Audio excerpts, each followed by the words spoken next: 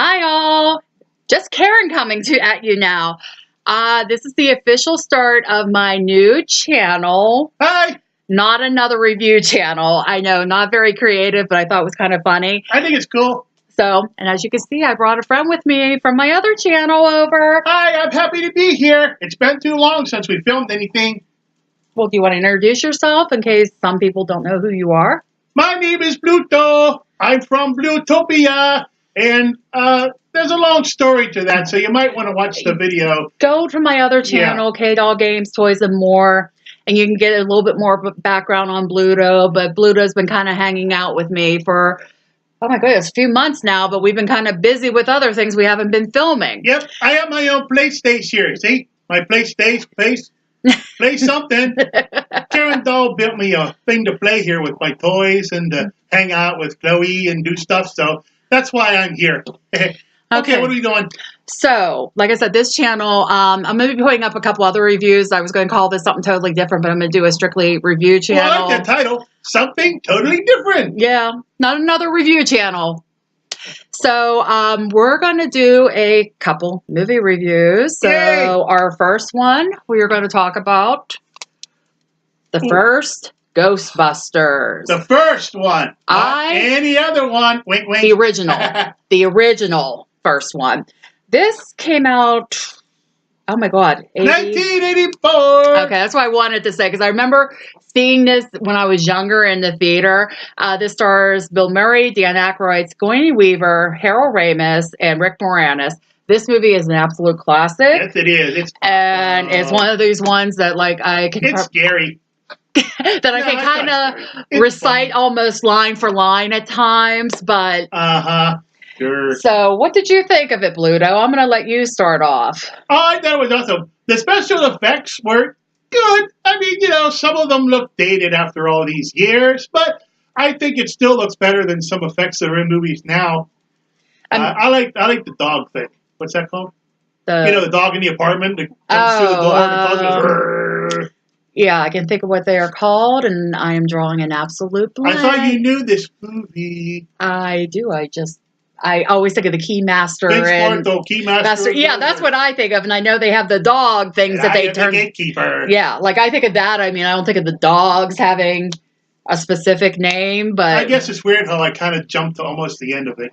Oh, by the way, spoilers! Yeah, really spoilers. Before we go any further, we don't want to ruin it for you if you didn't see it, so we better throw that out there before we get too far. So, like I said, I remember seeing this movie in the theater as a child. This definitely has... I didn't see it in the theater. I think I was maybe too young. I wasn't like 10 years old back in 84. But this movie has a lot of replay value. I mean, this is a movie, I can't tell you how many times I have seen it, and I'll be flipping through the channels and it's on TV and I have to watch it, no matter where it's at in the theater. So you've seen it so many and a half times if you've seen half of it. Yeah, I guess so. So, for those of you that aren't familiar with the original... Not the not so good remake that was a couple years ago. Nah, that don't exist. The movie starts out that Bill Murray's character, Dan Aykroyd's character, and Harold Ramis's character are all scientists at a university. I can't remember the name of the university. I thought you were going to talk about the library scene. I was confused. Okay, we'll go to Bill Murray. He has the hots for that girl. Bill Murray's kind of a... He's a player. That's exactly what I was going to say. He's what people would say today, a player. He be pimping. Sorry, am I allowed to say that? Yes, you are. Okay. So, he's trying to get with this young college girl and, like, just screwing with this college guy is doing... Him?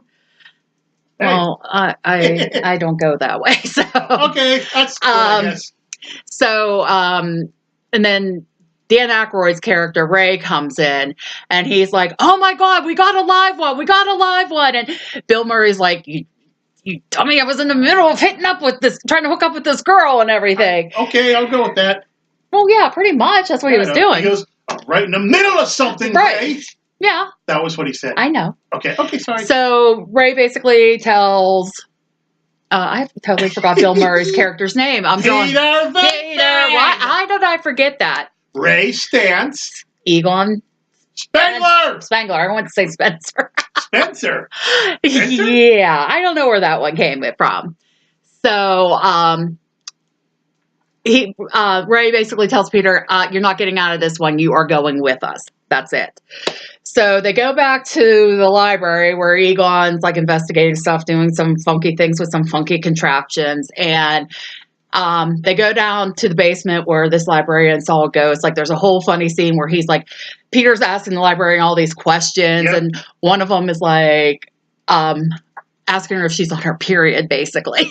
Yuck. And the other guy is like, what does that have to do with anything? And I remember seeing this like my 8-year-old self. I'm like, oh my God, I'm sitting in the theater and they're asking this question of a woman. Well, man, I'm a scientist. Yeah, and I'm sitting there with my parents. So I'm like, oh, but now like older, it's flipping hysterical. Egon, you're mucus. Yeah. So they go downstairs, and there's a bunch of stuff that happens downstairs. They get scared out by this bookshelf falls over. Well, yeah, which wasn't planned. Nope. If you look it up, that was an accident that they actually kept in there. That was not part of the scene, which I thought was great because they just rolled with it. That's what you got to do, like what we're doing. I mean, it was like Peter just looked at Ray like, happened before, first time. And they just kept going with it. So, I mean, it's amazing with the improv in it. But then you're talking about a bunch of comedians working on this as well. Cool. So they eventually find the ghost that the librarian saw. The ghost scares the crap out of them. They go running out of the library. And Peter's on Ray the whole time going, get her. That's your big plan. Get her. You know, Peter's just like, first you messed me up from connecting with this chick, and now that's your big game plan on everything. So they get back to the university, and basically they get fired. They get fired? I thought they just got kicked out. I didn't know that. Well, they kind of get fired. It's basically the same thing. They're basically like, the dean is like, no, we're not having this crap anymore. Beat it. So they try to figure out what's going on. And they decide to go into business for themselves. Okay. And it works. And it works. When they meet Slimer, I don't know if you heard me about it. Yeah, yeah. So eventually they get their little headquarters set up because Ray, why did I say Wayne? Ray is so excited about this fire pole working, so that was the only reason they took the place initially. Yeah, which is a funny scene. Like I said, Ray is a little bit like a kid. Yeah, I'm trying to think what's a nice way to say. I'm like me, yay! Because he's all just like, oh, this pool work, you know. And he's like, that's it, we'll take it, that's it. And Egon's like, it doesn't meet this need, it doesn't meet this need, it doesn't meet this need, but we're going to take it because the pool works. Mm-hmm. So, fix the place up. Ray goes and gets a crappy old ambulance for them to use as a vehicle, and it's cool though. And, you know, the Ghostbuster car vehicle as it becomes. But he's like, Peter's like, what the heck did you get? And Ray's like, oh, it needs this. And he paid, I don't remember how much he paid for it. And Peter's like, really? You paid? I can't remember. Yep. Do you remember how much he paid for it? I don't know. I think he says. I think he says, but he kept going on like. He just said how much the repairs are going to cost. Like, no, he kept going on Peter like it needs struts, it needs this, it needs 4,800. That's what's.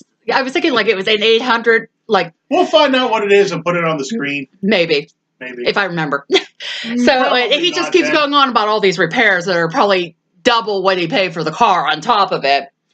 So in the middle of all this, they get their first call. We got one.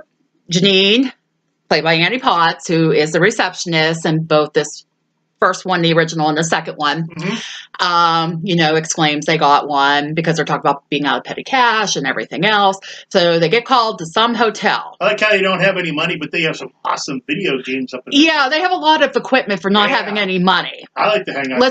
I want to figure that out because that's what I need to do. That's cool. So they go to the hotel where they're called, and the maitre d', I guess, character comes in like, be discreet, just be quiet. Was it the 14th floor? It's not the 13th, or is it the 12th floor? I get my numbers confused. Yeah, it's not the 13th. I'm not a number kind of monster. Yeah, but they say about this certain floor, and it's not 13, and so it's like right around there. And they're like, well, everybody knows about this floor, and there's been these hauntings and everything going on. And they're like, okay, yeah, we'll be discreet. We'll go and do it. So they go and get in the elevator. The three of them are in there, and this guy comes over, the hotel person, somebody's staying at the hotel, and he's like... He pushes them. Well, no, they go in, and they're like, what's wrong with this? And they're like, somebody saw a rat or a rodent up I thought you on. meant the part where Egon pushes the guy to see if he can put his finger through his ghost. No. Oh, I jump ahead. Yeah, you're jumping ahead. So you're talking about the cleaning lady. No, not to the cleaning lady yet. The guy, remember the guy that comes like when they're on the elevator, and then Ray goes out. Do you want to join us? And he goes, no, I'll wait for the next one. Oh, that guy was real quick. Yeah, but I always laughed at that scene. That scene. With the cigar. Yeah. Okay, So sorry, I jumped ahead. They're in the elevator. They're all discussing like how they haven't tested their proton packs. What are you looking for? I just keep hearing the mics. Oh, they make weird noise. They're eating their popcorn. Yeah, they're eating their popcorn. So yeah. So, anyways, they're talking on the elevator. They're like, okay, we haven't tested these. We don't know if they're going to work, if they're going to basically explode, or they're unlicensed. And then Ray just stands there like, okay, boot me up. And they turn the proton pack on, and all you see is Egon and Peter scooting to the other side of the elevator. How far can you back up in an elevator? I think you're pretty much going to be... Yeah, they were just kind of scooting out of the way. Even though if they would have exploded, they would have been screwed anyway. So anyways, they get to the floor. They're all have their proton packs turned on at this point. And I'm trying to think. They're going down the hall. All of a sudden, they hear a noise behind them. They turn around, blast a cleaning lady's cart. That part's cool. Best line in the movie when she comes around. What the hell are you doing? Died laughing. It's so hysterical. And they're all like, sorry. And she's like gathering like burnt toilet paper and everything else and just glaring at them like, you idiots. So then they go, okay, test successful. So then at this point, they decide to split up. And Peter says a great line at this point. He goes, yeah, we can do more damage that way. Cool, that's always fun. So it's like, yeah, things are going to get messed up at this point. So they're all going separate ways. Trying to remember, I think it's Ray's character that runs into Slimer first, right? Yep. So they're all going around different parts. Ray comes around one corner, has a cigarette in his mouth, and then he sees Slimer, which I'm sure you guys know who Slimer is. Big green booger looking thing. And he's eating all this stuff off a cart, and Ray's just there, and the cigarette's just hanging as he's backing around the corner, and he's like, I got to do something about it. So then he turns around, tries to blast him, and Slimer goes through the wall, leaves slime behind. Disgusting blob. Yeah.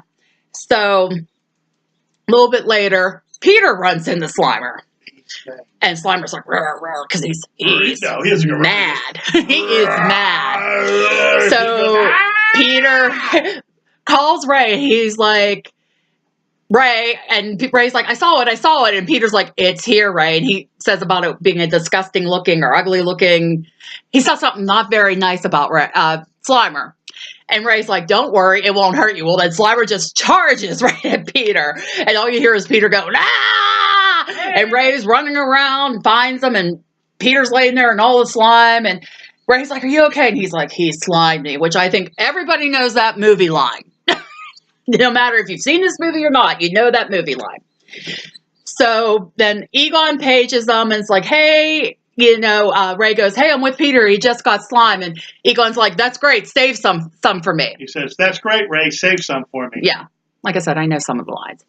So then they're saying about so Egon says about them being down in this fancy dining room. So they go down to the dining room and they're all looking, and Slimer all of a sudden appears and he's going around. Meanwhile, this dining room is set up for like a bar mitzvah or something, some big party.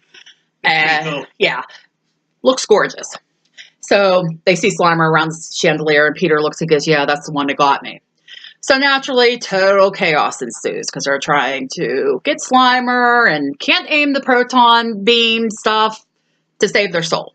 Mm-mm. So eventually, they're destroying the dining room. And it's funny in the one part because Peter walks over to one table that's still still together, and he pulls the tablecloth because he's like, I've always wanted to do this. And he pulls it, everything falls, and he's like, the flowers are still standing. Another great line from this movie. My nose is itchy. Your nose is itchy. I'm allergic to your mice. So anyways, after all this, they eventually capture Slimer. And then when they're going out, meanwhile, the hotel's like destroyed in more areas than anything. And they're discussing how much everything is. Mm-hmm. And I did not know I this. want to be a Ghostbuster. I did not know this till after watching something else, but they're saying like they didn't plan like price wise or anything. So Egon's like doing different numbers, like to say it's this much for proton charging, this much for capture and containment. And he's doing these different numbers. And I'm like, I just thought he was being goofy. So that was an interesting thing to learn as well. You can put it right back. So the maitre d's like, I won't pay it. Da, da, da. And they're like, okay, we'll just put it right back. And then he's like, no, I'll pay. Da, da, da, go on your way. So basically after all that, it explodes. Time. It explodes for them. Like they're so popular. Forgot to mention in the middle of all this, at the beginning, I forgot, not in the beginning. Sigourney Weaver's character. Oh yeah, we forgot about Dana. Kind of comes in prior to all this. We jump around. Yeah, I just like, because I love the hotel scene. I think it's just hysterical. So Dana comes in, after she sees this dog demon looking thing in her fridge, and her eggs were frying on the counter, all this crazy stuff. So cool. Peter kind of likes her as well. Peter likes everybody. As we said, Peter is a player. So like me. Well, not really. You're not that kind of player. Oh, you're a game player. Oh, yeah. Okay. So, anyways, in the middle of all this, they're still trying to resolve, figure out what's going on with her and everything. So after catching Slimer and everything, like everything explodes for them. They're getting all these calls. They're going on TV shows. It's like Bluto said, a total montage of different things going on. It's cool. So there was the one scene you wanted to talk about when somebody's having a dream. What part's that? The part. Yeah, that's why I want to be Ray. There's a part. I think that's pretty awesome. When Ray's sleeping at the firehouse that they have as their office, and he kind of has a dream that a ghost is coming to get it on with him, and he kind of falls out of bed. Yeah. So I mean, as I say, when I saw this as a child, I was kind of like cocking my head, like, really? What the heck? Don't grasp that stuff at that age. So right after this, another character is introduced. Winston Zedmore, played by, I'm drawing a blank. What's the actor's name that plays Winston? Ernie Hudson. I drew a total blank, and I've seen him in so many things. So he basically, they had a help wanted ad. He goes. Janine, the secretary, is questioning him about, like, do you believe in ghosts, spirits, Bigfoot, like a bunch of stuff. And then he goes, as long as there's a steady paycheck involved, I'll believe anything you say. So then Peter and Ray come in from another run, and Winston gets introduced, and they're like, yeah, you're hired. Here, welcome aboard. Let's put some ghosts in the containment unit. All right, so in the middle of all this character, Mr. Peck, comes in, and he's from the Environmental Protection Agency. Yeah. And he's a real jerk. Real jerk. He was cool in Die Hard, but that's another movie. That's another movie for another time. I just thought I mentioned that because I just thought of that. Sorry. So, as it was said, no third act without conflict, as they always say. So, him and Peter basically get into it, and he's like, do you have authorization, clearances for this, that, a bunch of governments. Mumbo jumbo, blah, blah, blah, blah, and Peter's basically like, no, get out of here. And Peck's like, I'll be back, blah, blah, blah, blah, blah. So in the middle of all this, they're still working on Dana's case. So Peter goes and he's outside waiting for her after, was it cello practice or something? She's in an orchestra. Mm-hmm. And kind of talks about, okay, Zool and what else was in there? Just, oh my God, what was... They were just talking about mythical creatures. Yeah, like ghost stuff. And they talk about, it's funny throughout the movie, they're like, oh, we'll do Token Spirit Guide and some other things. Meanwhile, now it would be like Google and Wikipedia. Token Spirit Guide? Yeah. Okay, I didn't know that. Okay, I'll go with that. Yeah, I think it's what it's called. And then they're talking about some other things. I'll be doing it if you say so. So, they go and basically just talks to him. Peter's like, why don't we meet up? We'll go to dinner and we'll review this more. So he's trying, to get the hookup. So Dana agrees to go with they part ways. Dana goes back to her apartment. I forgot to mention her neighbor, Who We forget about a lot of Yeah, stuff. Rick Moranis played. I can't. What is his name? His character. Louis Tully. Lewis. I wanted to say Sully, and No. Louis Tully, who's like total geek. He's an accountant. He's cool. He's fun. He gets locked out of his apartment a few times. Yeah, it's quite hysterical with him. Yep. So he was. Dana and Peter made these plans. Meanwhile, oh my god, I forgot his name again. My mind's going. Telly? No. All I can say is wow. Lewis. Sorry, guys. All day working. I'm tired. Wow. So Lewis is having this party. Dana's trying to sneak by, and he comes out like he hears her, like it's like he's stalking her, basically. And Hey, nothing wrong with that. Yeah. I'm stalker too. so She's cool. Well, I don't we'll know. have to do another Sigourney Weaver movie. Yeah. She probably won't like me because she don't like aliens. That's a movie to watch. So, anyways, Dana kind of tells Lewis, "Oh, sorry, I kind of have a date," and he's like, "Oh, okay, whatever. Just bring him over." So Dana's like, "Okay, maybe we'll stop." So Lewis goes back in his apartment, which he is locked out of again. So he's trying to get the people from the party to let him in. And Dana goes to her apartment, and she's like getting undressed and changing for her date with Peter. And her mom calls, and they're chatting. Well, meanwhile, behind her, her kitchen door is like breathing, and there's light behind it, and you know something's going down with all that.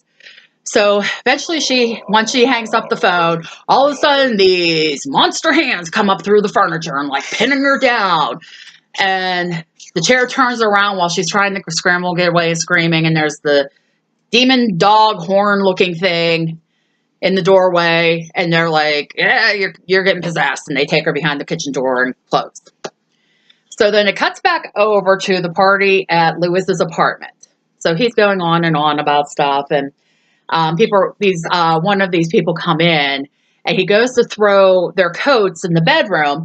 That's funny. And there's another one of these demon horn dog things in there, and he throws the coats on this creature, and closes the door. And he's like, "Who wants to play Parcheesi or something like that?" And all of a sudden, the dog bursts through the door into the living room. I don't know why. What's that? I said my favorite part. Yeah, and they're all like, everyone's like in a sheer panic. This one chick crawls out in the balcony and falls off. I don't know if she dies or not. And everybody's kind of scrambling. But this dog has his eyes set on Lewis. So Lewis takes off. He goes running out the front of the building. There's a doorman there. And he goes, what does he say? There's a bear after me? Is that what? Or something. Yeah, he's running. He's like, there's a bear after me. Bear loose in my apartment. And he's gone. And the doorman and this other couple come by, and they're like, what is he saying? He said there's a bear in his apartment. And all of a sudden the demon dog goes running out, and they're all like, what the heck? That's kind of funny. So the dog eventually gets Lewis. He's standing at a restaurant, banging on the window, help me, help me. And then he turns around when this dog, he goes, nice doggy, cute pooch. I think I might have a milk bone. And the dog like growls, and all you see is Lewis. Tully. Yeah, I had Tully on the brain. Lewis. Yeah, maybe. I don't know. But all you see is Lewis sliding down the window, and everyone goes back to what they're doing. Yeah, they were hungry. So then we cut back to the apartment building, and there's police and fire trucks and everything there, and there's Peter like, okay, what's going on? So he looks at the doorman, he goes, I'm going up to Dana Barrett's apartment, and the doorman's like, yeah, go on through. Meanwhile, kind of crossing a crime scene when you think about it with what happened at Lewis's apartment. So he gets up to the floor, which Lewis and Dana both live on, and he's kind of looking, and there's police in there interviewing people. Yeah, he don't care. And he's just like, oh, whatever, I'm going to get me some. Okay. What? Nothing. So he has flowers and everything, so he knocks on Dana's door, but Dana isn't Dana anymore. Yeah, she's actually better, I think. So she's basically, she's kind of dressed very provocatively, her hair's done like all busted out, I guess, makeup, and she opens the door and she's like, are you the key master? And Peter's like, no, and then she slams the door in his face. And he just kind of stands there like, what's going on? So he knocks again, and she opens and says, are you the key master? And he's like, yes, well, actually, he told me. And then he gets in the apartment, and he's looking around because it's like a mess and covered in slime and goo and everything. Really? So, I thought the windows were just fogged up. No, Where's I the think slime and goo? I thought there was slime and goo all over the possibly. apartment. Maybe. Because I was like, okay, that's like really. Maybe I just didn't notice that. But so they're kind of chatting, and she's saying about being the gatekeeper, and they're gonna when she meets up with the Keymaster, the coming of Gozer, and he's the destroyer of worlds and everything else. And he's like, oh, okay, she's really whacked out right now, yada yada. So they go to the bedroom. Ooh. Yeah. Wow. And she basically saying a lot of things about wanting to have sex, I guess, basically is the best way to put it.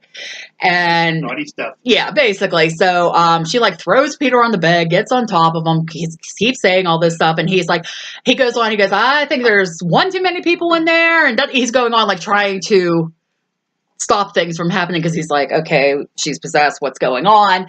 And eventually, like, she starts doing this crazy stuff where she's levitating off the bed and growling at him. So then, well, they cut away from that, go back to Lewis. Lewis is running about going, I am Vince Thortho, the Vince Thortho.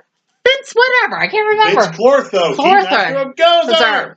And all that, and he's like running around, he's like, the Destructor's coming, going on like a crazy person, basically. He scares the crap out of the horse. No, I thought he didn't like the, yeah. Yeah, well, he was looking at the horse and scares the crap. The horse just looks at him. Yeah, like, what are you talking about? And he's like going on thinking this horse is the gatekeeper, and the guy's like, no, I do or I make the deals or something, and what? Nothing. Well, it's basically the long and short. Okay, that's cool. So eventually, Lewis gets picked up by the police, taken to the Ghostbuster headquarters. So the police knock on the door, Janine answers, and best quote, I've been saying a lot of best quotes, but another great quote in the movie, dropping off or picking up? And the police officer's like, dropping off. So she goes, just a minute, goes and gets Egon. So Egon comes to the door, and they're like, yeah, we just found him running around, we don't know, we know you deal with this stuff. And then he gets one of the little gadget things. It's one of the meters, and I can't remember what it's called. And a PKE meter? Yeah, that thing. And it like goes off the charts. So they're like, yeah, bring them in. So Egon hooks him up all this equipment. He has this like colander thing on his head with all these wires. And the image coming up on the screen of his brain is of this dog demon thing. Yeah, that's cool. And he's like, okay. And then meanwhile, he kept going on about being, the Keymaster, Vince Clortho. Did I say his name wrong again? Vince Clortho, Keymaster. Yeah, okay, so I did say it right that time. And Janine's like, they say his name's Lewis, and he lives over here, and all that. And he starts going on about stuff like that's going to happen once Gozer comes. And they're looking, it's like kind of just looking and figuring out and everything. And the other thing that's funny in this part is they're talking about having coffee. And Lewis's character looks at Egon and goes, do I want coffee? Like, basically, do I want coffee? And Egon's like, yes, have some. He looks at Janine and goes, yes, have some. It's just funny.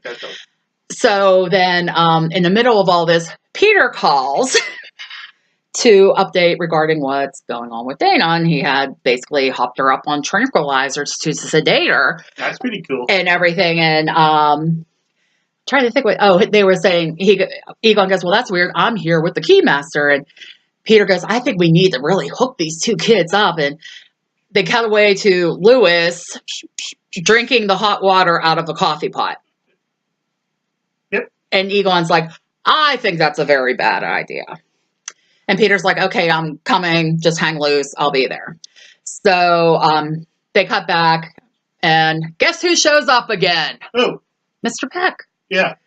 He shows up with a police officer and somebody from the electric company.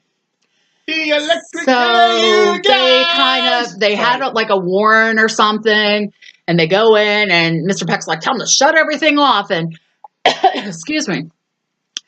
So, they're trying to stop him. Well, then Peter shows up and tells the officer he'll cooperate in any way possible, and Mr. Peck's like, you already had your chance, but you decided to insult me, so I'm going to do this now. So basically, they shut off the containment unit. Containment what? The containment unit. I thought you said union or something. No, unit. Okay, I don't know. And sounds different to me. At this point, to be perfectly blunt, the shit hits the fan. Wow. Yeah, I mean, because it's like all the ghosts get free all over New York. There's like this big whole light thing going up through the top of the firehouse. Yeah, it's not good. Not good. So all the ghosts are loose and everything. And then Winston and Ray come back from being out, and then they're all arrested. And in the middle of all this, Lewis gets loose, finds Dana, so the Keymaster and the Gatekeeper connect. Okay, we're back. Sorry, I had to go to Little Monster's room. So anyways, while the guys are in jail, like, it's all breaking loose all over the city. So the next day, they're brought in to the mayor's office, and the mayor's like, I need you guys to save us. And they're like, get Peck out of here. And, funny scene as well. Watch the movie. So they get to where Dana and Lewis live, that apartment building, which they find, which was basically built for the coming of Gozer or something. The coming of the evil. Yeah, so basically it was built for evil purposes, as they find out. So anyways, they're climbing the stairs, and it's taking a while because they have to get to the 25th floor or something like that. Yeah, it's the same as the video game. Yeah, that's what I was trying to remember. So they have to get up to the 20-something floor, and they're climbing the steps, and they get to one part, and Peter's like, what floor are we at? And they say, and he goes, okay, let me know when we get here because I'm going to throw up. So eventually Does he ever throw up? I don't know. They don't show it. I need to know that. So if anybody knows, does Peter actually throw up? I want to know that. So they get to this part where they come across these stairs where there's lights that they go somewhere, and Ray's like, where do these stairs go? And Peter's like, they go up. So Peter starts to go, and then there's lightning, and then he's like, after you, and he goes last. So they get up to this upper part of the building, and there's Dana and Lewis on these two pedestal things, and they put their hands up and get changed into the demon dogs and open the gate for Gozer to come through. That part's cool. Yeah, so it's really cool. So anyways, Gozer eventually comes out, and she comes out as a woman, and they're like, I thought it was a man, and they're like, oh, no, she can be whatever she wants to be. So she looks like this 80s punk-looking chick is basically the best way to put it. Okay. That's what I always say. I thought it would look better if it was Pee Wee Herman. Very random. No, Oh, look it up. That's right. Pee Wee Herman was originally supposed to play that part. That's what I heard. Pee Wee Herman. Yeah. When you said that, I was like, yeah, I totally. That would have probably been. Totally forgot about that. Anyway, so. Yeah, of course. Something comes up where they're talking, and they're like, "Well, what should we do?" And Peter looks at her and goes, "Go get her, Ray." Reference to earlier in the movie. So Ray goes up, and he's like, blah, blah, blah. We want you to cease and desist, and da-da-da-da-da, and he rambles on. And Pete's like, good job, Ray. And then Gozer looks at him and is like, are you a god? And Ray looks back at everyone, and Peter's like, yeah, go on. And he's like, no. And then she's like, well, die, and shocks them, and they all go back, fall on the ground, and they can't move. And Winston goes, next time, if somebody asks you you're a god, say yes. Okay, so at this point, Peter's like, okay, this chick is toast. So they go, and they're like, okay, we're going to shoot her. So they start to shoot her. She does all these acrobatic jumping things. They miss her. Yeah, then they have to choose the form of the destructor. Yeah, so then she disappears at one point, and they think they destroyed her. And then all of a sudden, her voice is like, Gozer the god, and she's saying she basically wants them to choose how they're going to die. Choose the form of the destructor. So everyone's like, choose what, and what is it, Peter? Like, clear your mind. If you think of like J. Edgar Hoover's going to destroy us, and they're going on like, clear your mind, don't think of anything. And all of a sudden, she's like, the choice has been made. And Peter's like, whoa, who? And naturally back to Ray, and he's like, I couldn't help myself. And he was thinking about, if you remember earlier in the movie, there was a bag of Stay Puft Marshmallows on Dana's counter. So he thought of the Stay Puft Marshmallow Man, the mascot. So this, 20, 30 foot Stay Puft Marshmallow Man's coming down, destroying everything. And, and they're like, okay, great. We're going to be killed by this marshmallow guy. He's one of the coolest saviors I ever So, saw. they're discussing what to do. And the big thing they always said throughout the movie too, is don't cross the streams, because it could be bad. Oh, we hit that part. Okay. Yeah, well, they said it earlier, but then this part, they're like, what are we going to do? And Egon's like, we can cross the streams. And everyone's like, well, if this is what we need to do, then we're going out with a bang, so to speak. They do it, it blows up, and the Marshmallow Man melts and Everywhere. He gets all goopy, so they and don't. a big blob of them falls on Mr. Peck. Yeah. So they don't die. They get covered in marshmallow goop. Dana and Lewis, I keep wanting to call him Telly. I don't know why. Just call him Rick. Like they're in these, they like turn to stone dogs afterwards with everything being destroyed.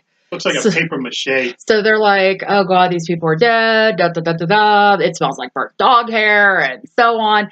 Well, as they're getting ready to walk away, all of a sudden Dana's hand breaks out through the stone. Yeah, that part's okay. So they break Dana out, and then Lewis has the head stuck on the head of the, I missed a dinosaur. Oh my God.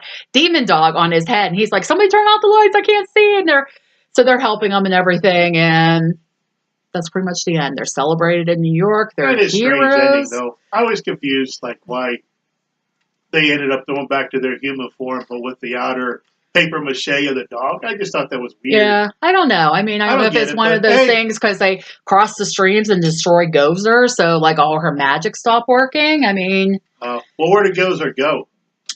She didn't die, did she? I always assumed she did because they crossed the streams because everyone's like almost crapping their pants, like because Stay Puffs is up on the back of the building when they're crossing the streams, and he was like, ah! Maybe she'll come back in part 3 if they do part 3.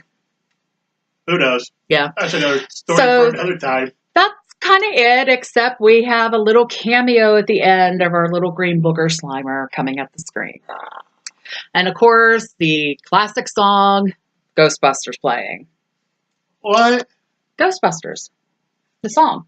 It doesn't play at the end? I thought it did. So, baby bopping the oh, it plays during the credits. Oh, okay. I may be wrong. I didn't think they played the Ghostbusters scene during the credits. Maybe later on in the credits, but not at first. No, I mean, you get a couple songs from the movie with all that. So, like I said, this is an absolute classic. I mean, considering it's 35 years old now, believe it or not. I believe it because movies back then seemed to be a little better. Yeah, I mean, like the special effects are good for that time. They don't take you out of the movie. Right. I mean, it's not like you could see like strings hanging. I like that. What, seeing strings hanging? I like whenever you can see strings and things that don't belong in props. Yeah, so like I said, definitely have to check it out. I apologize. This review ran a little longer than we planned, but I love this movie. It's part of it. Yeah, it's good. So if you haven't seen it, watch it. Watch it. The 1984. You didn't sound too sure of that. I wanted to say 86, but I'm like, no, I saw it when I was 8, so 84. Yeah, I'm telling you guys my age now. Yeah, you're 48. Right? Can I bop you? I don't know. I'm not good with numbers.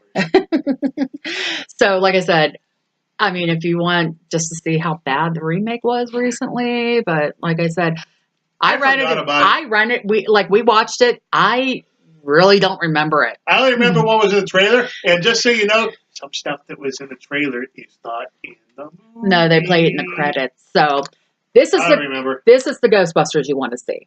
Definitely. The original. Second one's okay. I personally love the second one as well. It's all right. So, like I said, great movie. If you haven't seen it, watch it.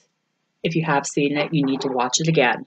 So I apologize this ran long, but come back for more reviews. Definitely. Come back to see what else is going on. We're going to do some more cool movie reviews. Yeah. We're going to figure out what other movies we want to review with you guys, but we just thought, this is a classic. Absolute classic. Great movie. So that's it. Make sure to like, comment, subscribe. Hit the bell icon so you know when I post new content. Share my page if you're interested. Come back for more reviews. Come back to see Bluto. Even if you want to see me, come back to see Bluto. Hi. So back to see me. That's it for this one. The first movie review. So we will see you guys in the next one. Watch this. Bye.